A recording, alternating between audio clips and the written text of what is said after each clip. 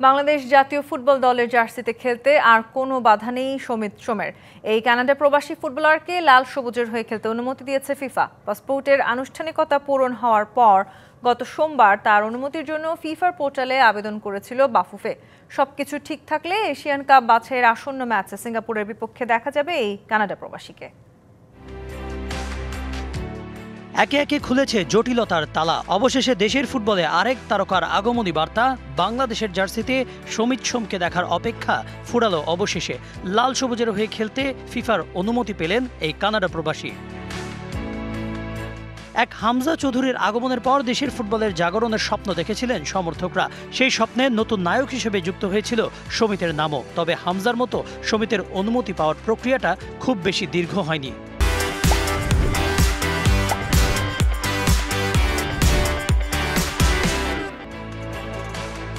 কানাডার হয়ে দুটি প্রীতি ম্যাচে খেলা এই ক্যাভালরি এফসি তারকার পাসপোর্টের আনুষ্ঠানিকতা শেষ হয় গত সোমবার। সেদিনই ফিফার প্লেয়ার স্ট্যাটাস কমিটির পোর্টালে করা হয় আবেদন। একদিন না যেতেই মিলেছে সুখবর, জাতীয় দলের জার্সিতে খেলতে আর কোনো বাধা নেই সোমের।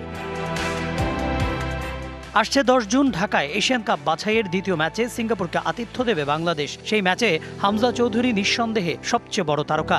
এবার সবকিছু ঠিক থাকলে তার সাথে যুক্ত হচ্ছেন সমিত। এতে আরও শক্তিশালী হলো বাংলাদেশের মিডফিল্ড। বাংলাদেশ ফুটবলের ত্রাতা হিসেবে হামজার পর মিললেও সমিত সোমকেও এই তারকারাজিতে যদি কিউবা মিচেলো আসেন, তবে এশিয়ান পরাশক্তিতে পরিণত হওয়াও অসম্ভব হবে না বাংলাদেশের জন্য।